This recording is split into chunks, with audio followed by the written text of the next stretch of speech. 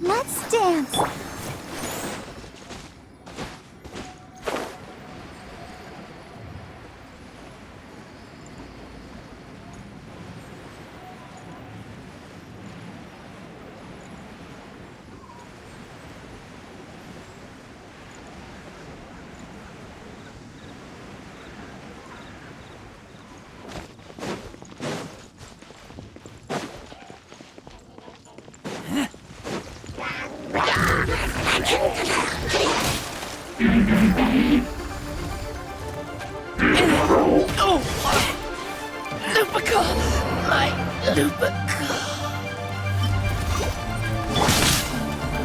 Not now.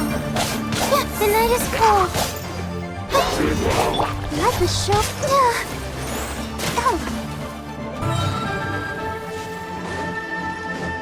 Brace yourself! This is gonna hurt!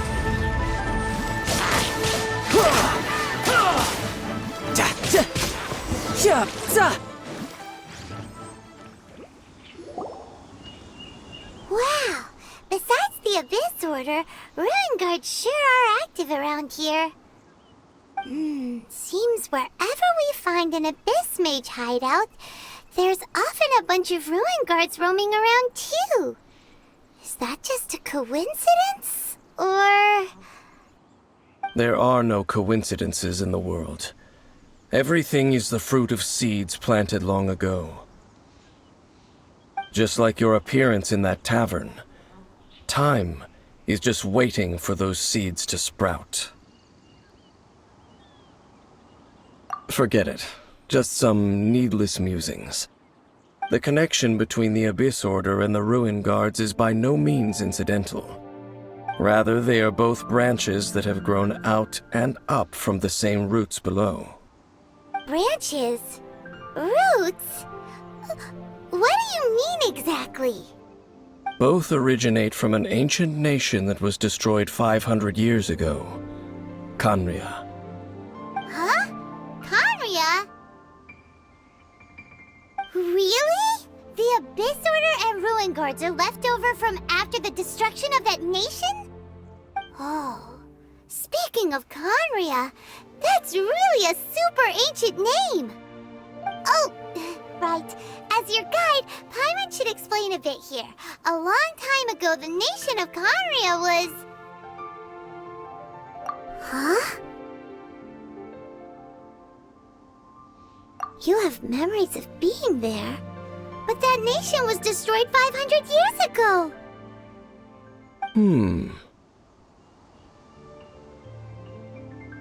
Is that so? Well, everyone has their secrets. You did not pry into mine, so I shall not pry into yours.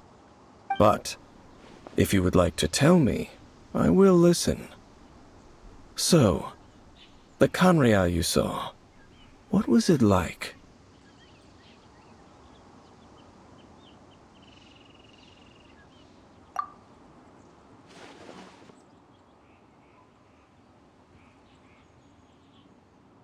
So that's the complete story, huh? Paimon thought that you ran into that unknown god first. I see. So your first memory after coming to this world was being awoken by your sister from within that meteorite.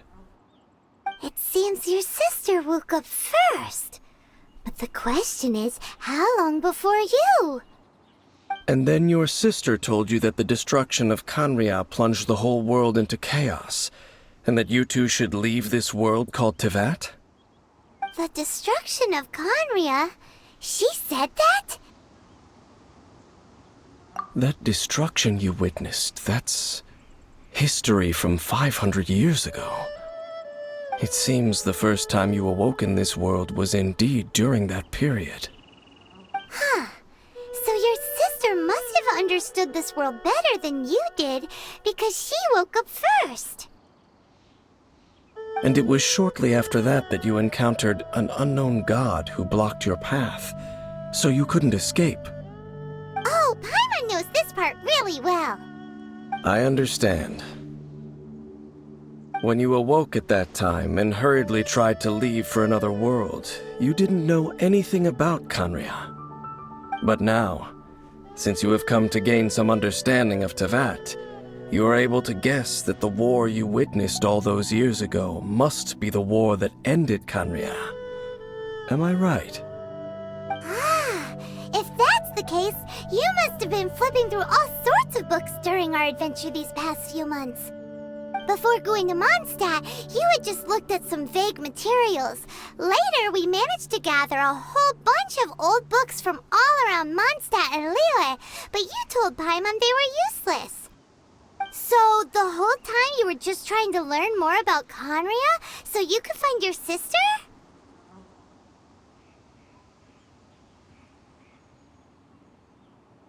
Oh, yeah! You can travel around the 7 nations to find the 7. But where can you go to find a nation that was destroyed 500 years ago? I probably know more about Khaenri'ah than both of you. Khaenri'ah was a nation without a god. Not because it had a god that died or abandoned them, but because it never had a god to begin with. It was a powerful nation, built purely by humans. An unprecedented, flourishing, and glorious civilization. It was the pride of humankind. A nation without a god? Later events unfolded just as you remember. It was all destroyed by gods. You mean that... 500 years ago, the gods descended upon the world and brought desolation to Khaenri'ah. The pride of humankind was uprooted and crushed, like a weed removed from the garden of the gods. How could that be? The history books don't say anything about that. Yes, well, continuing to discuss the past now will only dampen our spirits. Let's keep moving. I will tell you more of what you want to know as we continue our search.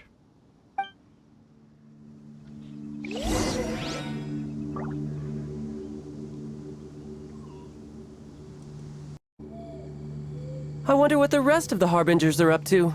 Plotting and scheming on an ever grander scale, no doubt.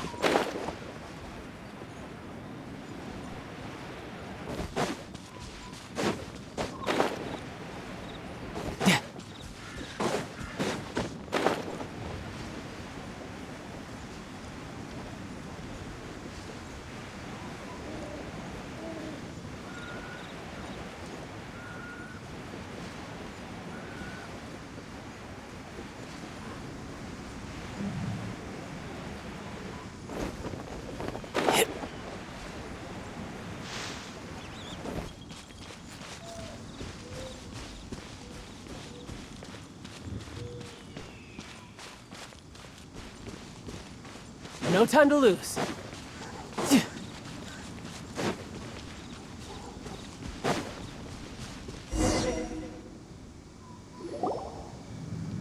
Over there! It's more ruin guards and abyss mages. Dane was just saying how these ancient machines are from Khaenri'ah. So, did Khaenri'ah have a lot of ruins that needed to be guarded? No. Ruin Guard is the name modern people have given these machines. No one called them that 500 years ago. These Ruin Guards were known as Field Tillers by the people of Khaenri'ah. Field tillers? What a strange name. It's not like you think. Field Tiller was just a code name. The people of Khaenri'ah like to give code names to their weapons. The land is not to be tilled with farming tools, but rather is to be fought for with steel and blood. This is how the Field Tiller came about. Fought for with steel and blood? Well, that's an interesting way of understanding tilling. Paimon doesn't think it's a very positive interpretation. After the destruction of Khaenri'ah, these masterless field tillers went completely out of control. They wandered aimlessly over the centuries, gradually spreading to every corner of Tevat. Perhaps resonating with the sorrow of other civilizations lost to time, they found their way to various ruins across the land, where they lie dormant.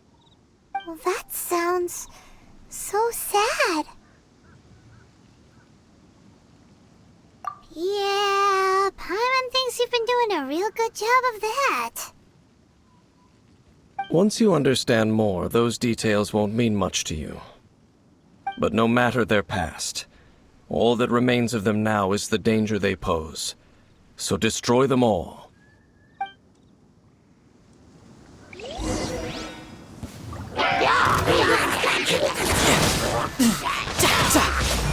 Let the show begin.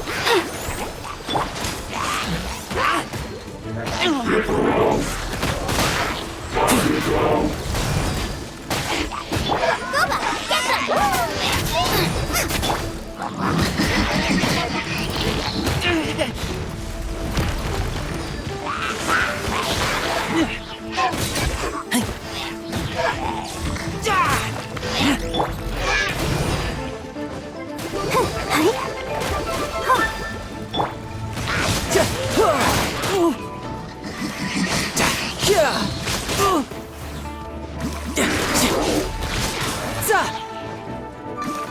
Who's next?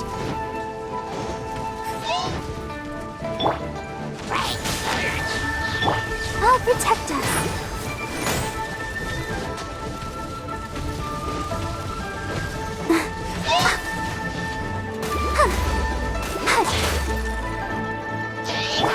Nice and spicy.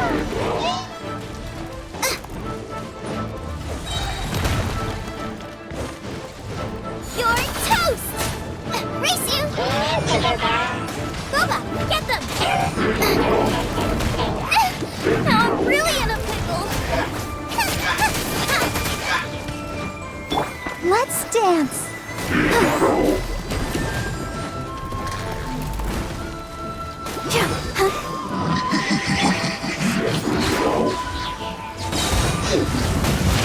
Oh, Lupica! My Lupica!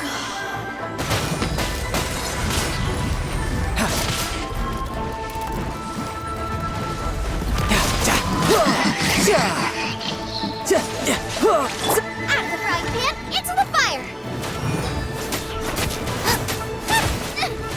Help!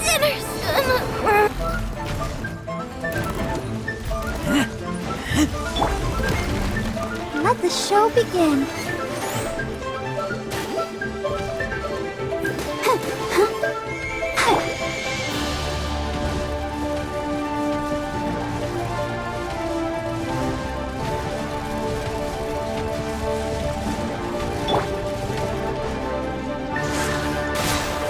Boba, get them!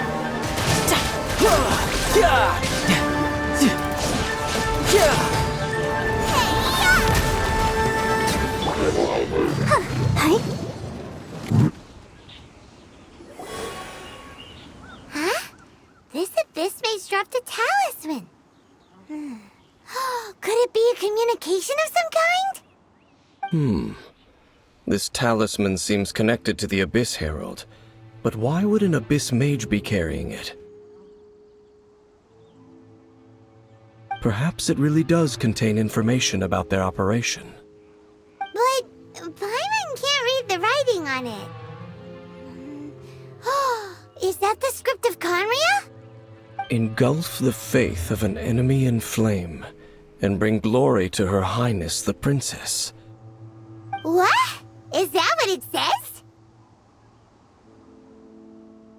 Loom of Fate initial operation. They, the Abyss, seem to be carrying out a large operation. The keyword here is Loom of Fate. It seems like they are still launching the operation, or rather, are still conducting preliminary tests. Loom of Fate? What's that? Is it literally a fate-weaving machine? From the horrible feeling Paimon's been getting, those eerie ruins are super likely to be related to this fate-weaving operation. So, Dane, What message does this talisman contain? I'm reading it now. An ambitious operation. But some parts are difficult to understand. How so? In short, the first phase of the plan is related to Osile, Overlord of the Vortex. The Overlord of the Vortex? You mean that god in the ocean?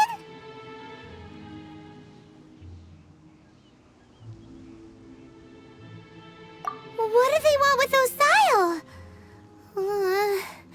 I know of your past heroics regarding Dvalin, and I also know of the Abyss Order's role in the Storm Terror incident. Though you may not have been aware of it at the time, you were thwarting an Abyss Order operation similar to this one. Last time it was Venti's old friend. This time it's a huge ancient god. The Abyss Order keeps setting their sights higher and higher. Will the Abyss Order use their lies and dark magic to corrupt Osile, just as they did Dvalin? No. From the contents of the talisman, this operation goes one step further. They won't just corrupt Osile's mind. They also plan to use the ancient technology behind the field tillers to completely transform Osile's body. Is that even possible?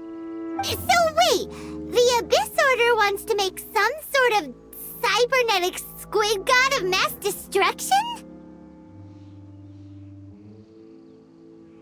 Very few people today truly understand the civilization of Khaenri'ah. Though of course, the accuracy of that understanding itself is difficult to judge. Only the Abyss Order has consistently sought out the remnants of Khaenri'ah.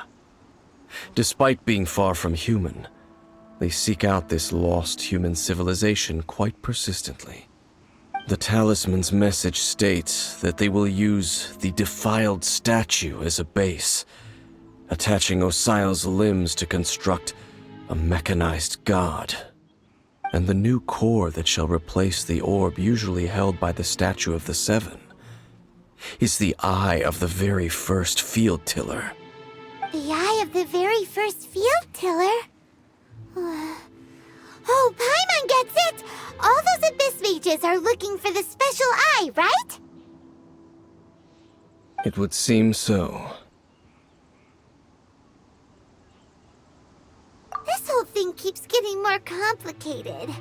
But basically, it all has to do with that eerie Statue of the Seven we saw, right? Yes. According to the talisman, the eye should be placed in the hands of the defiled statue, thereby imbuing the newly born god with the power to topple the divine thrones of Celestia.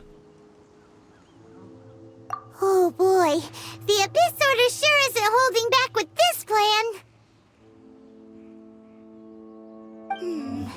Since no one knows where the first field tiller is, how about we take the information about the statue as the starting point for our investigation? Yeah, that tone-deaf bard is too difficult to track down anyway. Let's go to the cathedral first and ask around. Maybe we'll learn something. The cathedral. Huh? What's the matter, Dane? Nothing. Let's get moving.